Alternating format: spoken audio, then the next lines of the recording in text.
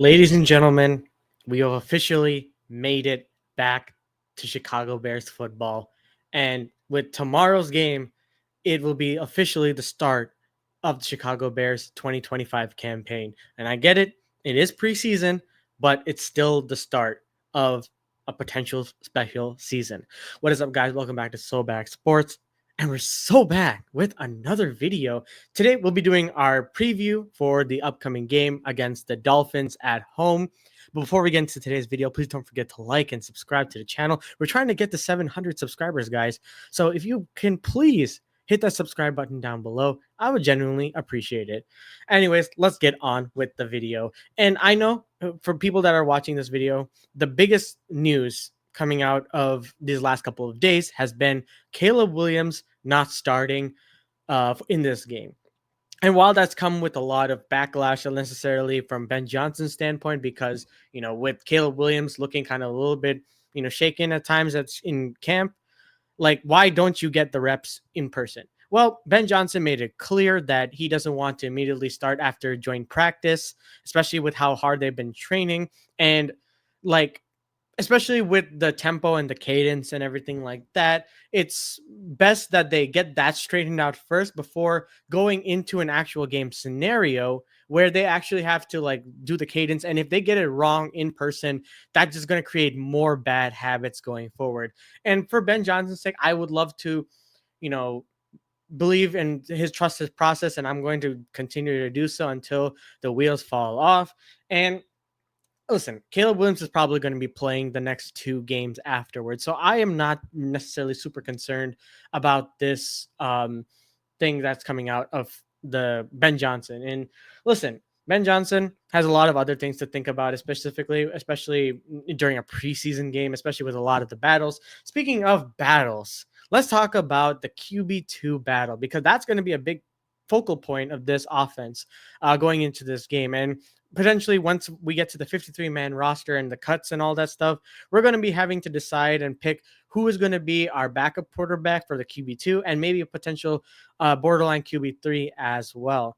Remember last year with Tyson Bagent winning the QB2 job against Austin Reed. Austin Reed is officially back and fighting for that QB2 spot against him. Do I believe that Tyson Bagent is going to lose that QB2 spot? Probably. I mean, I feel like he's warmed up a lot to Ben Johnson. I think, Ben Johnson really appreciates what he has to bring and what he has to offer as a quarterback.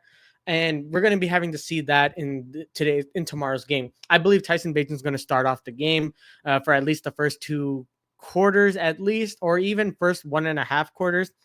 And then Case Keenum will take place for like the next 1.5 quarters and into the third. And then I think Austin Reed will finish out the game. And we'll be seeing a lot of that. And what do I think is going to happen? I think that Tyson Bagent is going to show out. He's been, the most, like, as of right now, the most tenured quarterback on this team. And he's going to have a lot of opportunity to continue to show and continue to hold on to that QB2 spot and kind of give more film for teams as well, especially if down the line he does make a move and wants to, find a new team down the line. I hope not, because, he's a good, solid backup to have. And Case Keenum as well has the veteran presence and whatnot. I think this is going to be a great fight going to see, and something to look forward to when you're watching this game, because you're not going to be seeing Caleb Williams this time. So might as well enjoy it for what it has to offer. Key injuries, Jalen Johnson, Kyler Gordon, they've been kind of suffering injuries, specifically Jalen Johnson early on in camp. We're getting more updates on it as weeks go by, and it seems like they're trying to ramp up stuff so that he can get ready for like at least week 2 or week 1 of the NFL season. So it's fine that he doesn't play, but I feel like a lot of, it does suck, especially when it comes to missing camp and stuff for something as a small injury, because it does take into precedence once if it lingers on and you play on it, really. But as of right now, there's not too many key injuries for the Bears going into this thing. There are a lot of people that are questionable, like Corona Magaje, and etc., like Doug Kramer, etc. Like, it's not going to be that worrisome going forward, and we're going to be seeing a lot of health on the Bears side. as of for the Miami side, Darren Waller is out. I still on the pup list, I'm pretty sure, and a lot of questionables when it comes to the starters as well. Do I believe we're going to seeing Tua probably for like at least one drive? Maybe I haven't checked what Mike McDaniel's has said about Tua's situation, especially after that joint practice. I think from the perspective, they're trying to protect his health, so I believe that he would probably only be playing one drive at most. But who knows what after that practice that he had. And speaking of the practice, that let's do a little bit quick joint recap. Sorry, joint practice recap. Excuse me. If you haven't heard already, Bears dominated on Friday, or yesterday, excuse me, uh, to beat up essentially because there were multiple fights that have gone or taken place at camp or in this joint practice. And the Bears defense has shown out. They've been aggressive. And that's the thing that Ben Johnson has been trying to cultivate with this culture because, with Eberflus and everything, we've been seeing a lot of lacklusterness when it comes to the defensive side, when it comes to the offensive side as well. So it's great to see that this offense and defense are playing with 110% effort. That's way more important to me. And that showed in this game. They showed out. They've, had a ton of interceptions. Tremaine Edmonds had an interception. Which is very surprising. Tua threw 3 picks in a joint practice, especially for someone as tenured as Tua has been.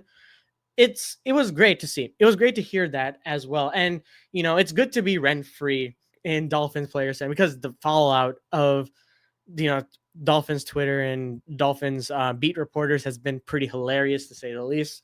And it's kind of I think this time it will be a little bit dialed back, especially when you're playing a preseason game because you're not trying to show all your cards as well. So, do I think that we're going to be as aggressive in this game as we did in the joint practice? Probably not. I don't think that's like the most smart way to do things because you're trying to avoid injuries at the end of the day and save that for knock on wood, health wise, but save the aggressiveness for the actual game when the games actually matter and wins actually go into the win column. So let's go back to some of the key players I wanted to take a look at. Starting left tackle battle between Ozzie Trapillo and what's his face? Oh, Braxton Jones. Braxton Jones, as you know, has been the most tenured uh, left tackle, especially for 3 years. And Ozzie Trapillo, who we just drafted in with our second round pick.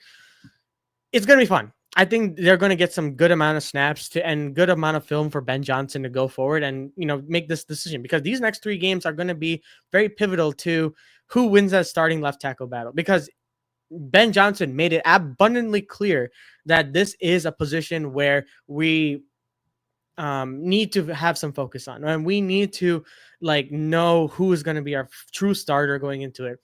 Is a prediction. I still think Braxton Jones is still going to win the starting job, and Trapillo is just going to be right at the cusp of it.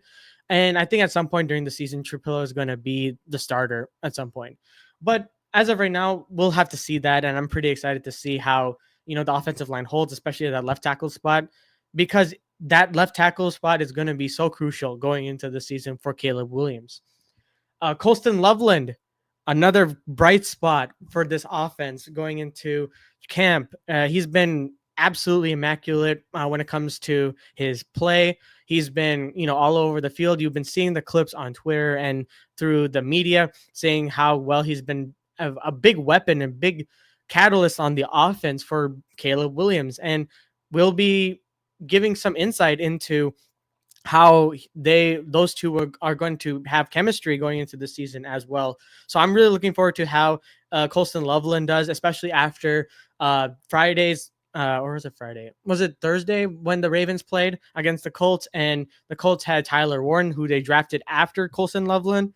So it's going to be interesting to see the dynamic between the two, especially when they're compared to how they do in their first initial game, because Tyler Warren did really good, especially for what he had to deal with, especially in the offense. He did really good for his preseason debut. And finally, the cornerback 2 position. That's going to be a key thing to look at as well. Nishan Wright, who has been a stud in camp as well, is fighting for that cornerback 2 spot alongside Jalen Johnson. And who is his opponent for that spot? Tyreek Stevenson, who, as you all know, and is very well aware of how of a sophomore slump he's had last season, especially with all the mental mishaps and the infamous Hail Mary. We don't want to talk about that. It's going to be interesting to see how they play because they have to, decide. And listen, even Dennis Allen specifies saying that the cornerback 2 spot is completely up for grabs. So it's fair game for anything. And Terry Stevenson has been shown to bring that energy into camp. He's been a lot more disciplined, and that's what you bring Al Harris from the Dallas Cowboys, to instill that discipline, to instill because that's the big key thing for this defense. If we are disciplined on defense, the sky's the limit as well when it comes to being in games and having a chance to win games down the stretch. So that's going to be something to really look forward to. I'm really excited to see how he does in this game against Miami, who has been struggling offensively. So there's opportunities for him to get some picks, maybe some pass breakups as well. So that's going to be really cool to see. And finally, let's get to the actual predictions. Enough of me rambling about what to expect. I think that, while this may be a preseason game, there's a lot to really look forward to, as I've mentioned earlier.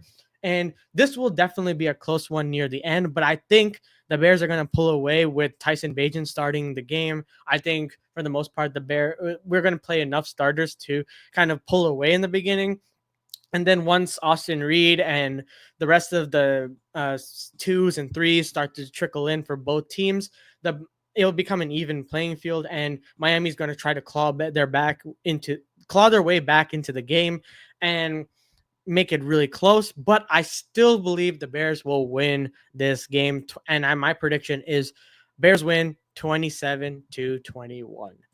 That's going to do it for today's preview. I appreciate you guys for tuning in. And if you made it this far, always remember to like and subscribe to the channel. I really appreciate everyone that has subscribed so far. We are about, I want to say 55 subscribers away from 700. I know we can hit that as soon as possible. So feel free to hit that subscribe button, hit that like button, comment down below what you guys think and what your prediction is for this NFL game. And as always, guys, see you guys in the next one.